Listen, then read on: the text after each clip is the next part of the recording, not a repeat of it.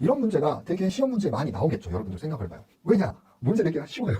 커지는 작아지 이걸로만 내면 되거든요. 그래서 이런 문제는 상당히 쉽게 낼 수 있어요. 근데 결국에는 은행의 통화 여력을 보면 돼요. 생각하시면 돼요. 은행 대출 여력 여부를 생각하시면 돼요. 한번 생각을 할게요. 민간 현금 보유 비율이 낮아요. 그러면 예금을 많이 하겠죠. 그러면 은행은 더 대출을 해줄 수 있어요. 그래서 통화 승수가 커짐. 당연하겠죠. 민간 보유 현금이 낮으면 여기에서는 뭐 소비 이런 개념 쓰지 말고 내가 보유하거나 예금을 하거나 해요. 그래서 민간 현금 보유 비율이 낮으면 예금을 한다는 얘기예요. 그러면 은행 대출 여력이 커지죠. 그러면 통화 승수는 당연히 커질 거예요. 신용 창조를 더 쓸 수 있거든요. 그리고 지급증 비율이 낮아요. 지급증 비율이 낮으면 대출 여력이 커지죠. 예를 들어 지급증 비율이 10%예요. 그러면 100원을 받으면 내가 90원만 대출해 줄 수 있었어요. 근데 지급증 비율을 5%로 줄였어요. 그러면 나는 95만 원을 대출해 줄 수 있거든요. 그래서 커지니까 커짐. 그리고 현금 예금 비율이 낮을수록 당연하겠죠. 예금 대비 현금이 낮은 거예요. 그러면 예금을 굴릴 수 있는 게 훨씬 좋겠죠. 대출 여력이 커져요. 그러면 통화 승수도 커짐. 뭐 신용사회 발전을 해서 신용카드를 많이 써요. 그러면 여러분들 현금 안 가지고 있겠죠. 나머지 다 예금할 거예요. 그러면 은행 대출 여부가 커져요.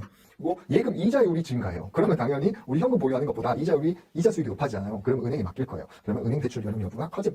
그리고 대출 이자율이 상승해요. 대출 이자율 상승하면 지급증비율 감소해서 커짐. 이런 식으로 여러분들이 그 방향성을 좀 외워두시면 돼요. 근데 결국에는 은행 대출 여부로 생각하시면 될 것 같아요. 아시겠죠? 그래서 여기까지 하고 이거는 아마 시험에 많이 나와요. 제가 계속 여러분들 강의하면서 별표 쳐주는 것들 있잖아요. 이런 것들은 꼭 외우고 그리고 저는 좀 그런 생각을 해요. 여러분들 공부하다 보면 솔직히 암기할 게 너무 많아요. 암기할 게 너무 많잖아요. 그러다 보니까 제가 추천드리는 거는 이런 건 암기해야 돼요. 예를 들면 완벽하게 이해하면 솔직히 풀어낼 수 있겠지만 조금 암기를 해야겠죠. 하지만 이런 거 있잖아요. 제가 중요한 이런 거는 솔직히 암기를 달달달 할 필요는 모르겠어요. 왜냐면 우리가 이해를 하면 되거든요.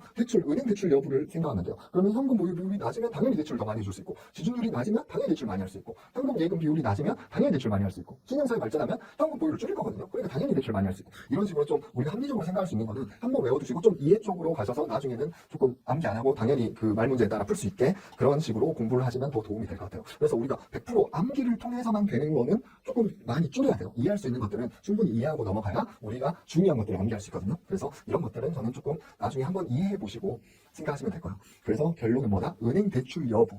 은행이 많이 굴릴 수 있으면 통화 승수는 커진다. 결론이 그렇게 생각하시면 되고,